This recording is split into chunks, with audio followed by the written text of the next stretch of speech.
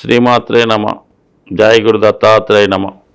ఈ వీడియోలో మనం కుంభరాశి వారు జీవితంలో స్థిరపడాలి, అదృష్టవంతులుగా మారాలి అనుకుంటే ఏ జాగ్రత్తలు తీసుకోవాలి, ఏ ఉద్యోగంలో స్థిరపడితే అనుకూలంగా ఉంటుంది అన్న విషయాన్ని మనం ఈ వీడియోలో పరిశీలించే ప్రయత్నం చేద్దాం. ఇక్కడ కుంభరాశికి రాశ్యాధిపతి శని. అయితే శని ఇది మూల త్రికోణ రాశి అవుతుంది కాబట్టి శని ఈ రాశి యందు అత్యంత బలవంతుడై ఉంటాడు. సో దాంతోపాటుగా రాహు కూడా ఈ రాశికి అధిపతిగా ఉండడం జరుగుతూ ఉంటుంది. సో ఈ రెండు గ్రహాలు కూడా శని రాహులు కలిసినప్పుడు పెద్ద పెద్ద పారిశ్రామిక రంగానికి సంబంధించినవి, అలాగే సినిమా పరిశ్రమ, అంటే రాహు అన్నది మాయా, ఒక ముసుగు, ఒక కెమెరా, ఉన్నది లేనట్టు లేనిది ఉన్నట్టు చూపిస్తూ ఉంటాడు.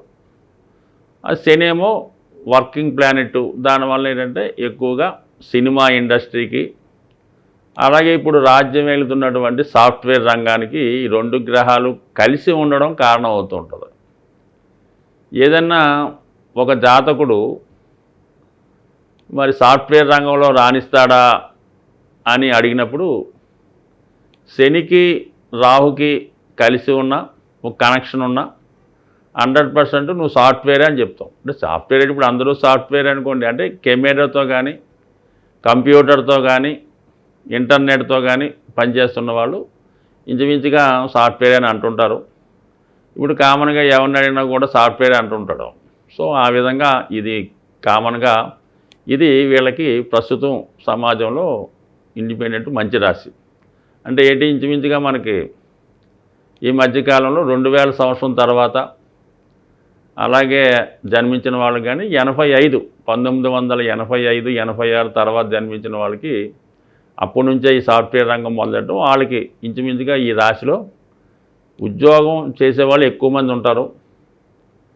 స్థిరంగా అయితే ఒక ఉద్యోగం చేయకపోవడం అనేది కొద్దిగా ఈ రాశికి మైనస్. బట్ ఏదైనా ఇది ఈ రాశి వారు చిన్న స్థాయిలో ప్రవేశించి జీవితంలో తొందరగానే ఎంటర్ అయ్యే రాశులు ఇది ఒకటి. ఎందుకంటే ఎక్కువ సాఫ్ట్వేర్ కాబట్టి చదువుతుండగానే ఈ మధ్యకాలంలో ఈ క్యాంపస్లో రావడం జరుగుతుంటుంది. ఈ క్యాంపస్లో సెలెక్ట్ అయిన వాళ్ళు చూసుకుంటే ముగ్గురు, ఎక్కువటేమో కుంభరాశి, 2 తులారాశి, 3 మిథున రాశి. ఈ వాయుతత్వ రాశులకి ఎక్కువగా వీళ్ళకి ఛాన్సెస్ ఉంటాయి.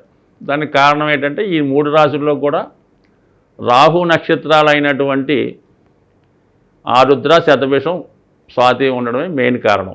సో ఏదైనా మొత్తం మీద వీళ్ళు అదృష్టవంతులైనా చెప్పచ్చు. గత కాలంలోకి వెళ్ళినప్పుడు ఎక్కువ నిరుద్యోగులు ఈ రాశిలోనే ఉండేవారు. మరి ప్రస్తుతం ఎక్కువ మంది ఉద్యోగులు ఈ రాశిలోనే ఉంటున్నారు. ఇంకా మిగతా యాంగిల్లో పరిశీలించినప్పుడు ఎక్కువగా సబార్డినేట్ ఉద్యోగుల్లోనూ ఒకళ్ళ ఆజమాయిషీ కింద, ఒకళ్ళ ఆధిపత్యం కింద పనిచేస్తున్న వాళ్ళు ఈ రాశిలో కనబడుతూ ఉంటారు. ఎక్కువగా నమ్మకమైన సేవకులుగా ఉంటారు. ఒక రాజకీయ నాయకుల కిందో, ఒక పెద్ద అధికారుల కిందో మరి ఆ విధంగా నమ్మకస్తులుగా ఉంటారు. అలాగే చాలా మరి ఉద్యోగ ఆఫీసుల్లో కానీ చాలా కార్యాలయాలు, సంస్థల్లో ఎటువంటి ఉద్యోగం లేకపోయినా వీళ్ళు పైరవీలు చేస్తూ అధికారుల కన్నా ఎక్కువగా సంపాదిస్తూ ఉంటారు అన్నమాట. అంటే మీడియేటర్గా అనుకోవచ్చు, లేదంటే ఇంకో రకం అనుకోవచ్చు. అంటే వీళ్ళకు ఏ కార్యాలయంలో అయినా సరే వీళ్ళని పట్టుకుంటే ఖచ్చితంగా పని చేస్తూ ఉంటారు. కానీ ఆఫీసులో వీళ్ళకి ఎటువంటి ఉద్యోగం ఉండదు. ఈ విధంగా వాళ్ళు కన్వీనియంట్ చేసుకుంటూ ఖచ్చితంగా వీళ్ళు చేస్తూ ఉంటారు. ఒక పెట్టుబడి వర్గం వారిగా కూడా ఉంటుంటారు అన్నమాట. వీళ్ళు ఏం చేస్తారంటే ఏ సంస్థ అభివృద్ధిలోకి వస్తుంది అంటే అక్కడ పెట్టుబడి పెట్టడం, ఎవరు అభివృద్ధిలోకి వస్తున్నారంటే వాడికి ఇన్వెస్ట్ చేసి వాడిని పెంచి పెద్ద చేస్తుంటారు. ఈ విధంగా పెట్టుబడిదారులుగా ఉంటారు. అతిగా నమ్మడం వల్ల మోసపోవడం కూడా జరుగుతూ ఉంటుంది. జీవితంలో అనుకున్నవన్నీ అనుకున్నట్టు జరగవు కదా. ఈ కారణం వల్ల ఏంటంటే వీళ్ళు ఏదో ఎక్కువ లాభం వస్తుంది కానీ ఏదో ఒక సంస్థలో టెంపరీగా పెడితే ఆ సంస్థ వెళ్ళిపోవడం జరుగుతుంటుంది, దివాళా తీయడం, వాళ్ళు పారిపోవడం జరుగుతుంటుంది. ఈ విధంగా అతిగా నమ్మడం వల్ల మోసపోతూ ఉంటారు.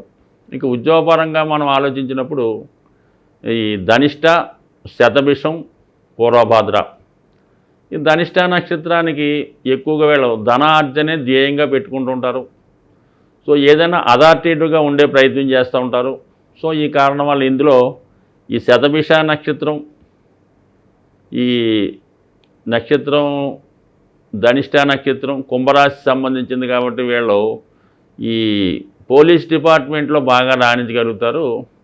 అందులోనూ ఎక్సైజ్ డిపార్ట్మెంట్లో ఎక్కువగా వీళ్ళ ఉద్యోగస్తులు చేయడం కానీ జరుగుతూ ఉంటారు. లేదంటే అటువంటి ఈ బార్ అండ్ రెస్టారెంట్లు ఎక్కువగా అధికంగా ఈ మద్యాన్ని విక్రయించే స్టోర్స్ కానీ షాపులు కానీ పెద్ద పెద్ద హోటల్స్ కానీ అందులో కూడా ఉండే అవకాశం అది ఉంటుంది. అంటే యూనిఫారం వేసుకొని చేసే ఉద్యోగాలు ఎక్కువగా ఈ ధనిష్ట నక్షత్రం కుంభరాశిలో ఉన్న వాళ్ళకి అనిపిస్తూ ఉంటుంది.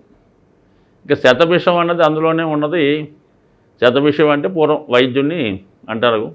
అందుకని వైద్య వృత్తి అంటే వైద్య వృత్తిలో మామూలుగా ఎక్కువగా ఈ ఆయుర్వేద వైద్యం, హోమియోపతి వైద్యం, ఇంకా బాగా చెప్పాలంటే చిట్కా వైద్యం, చిన్న చిన్న ట్రిక్కులతో ఈ ఇంట్లో ఉన్నటువంటి వస్తువులతో కానీ కొత్తగా ఈ వైద్యాన్ని ఈ ప్రకృతి వైద్యం అని ఈ రకాల వైద్యాలు వస్తున్నాయి కదా, ఇందులో బాగా ప్రావీణ్యాన్ని సంపాదిస్తూ ఉంటారు అన్నమాట. అంటే ఏదో ఒక కొత్త విషయాన్ని ఈ వైద్యంలో సృష్టించి వీళ్ళు చెప్పిందే కరెక్ట్ అని అందరికీ నమ్మించి దాన్ని ప్రచారం చేస్తూ ఎక్కువ మంది ఆకర్షిస్తుంటూ మాయ చేయడం అనకూడదు, ఎక్కువగా ఆకర్షిస్తూ ఈ రకమైనటువంటి వీళ్ళ యొక్క ఉద్దేశాన్ని ఇతరుల మీద బలవంతంగానో భయపెట్టే వృద్ధి అంటే వాళ్ళని కూడా బాగు చేసే ప్రయత్నం చేస్తూ ఉంటారు.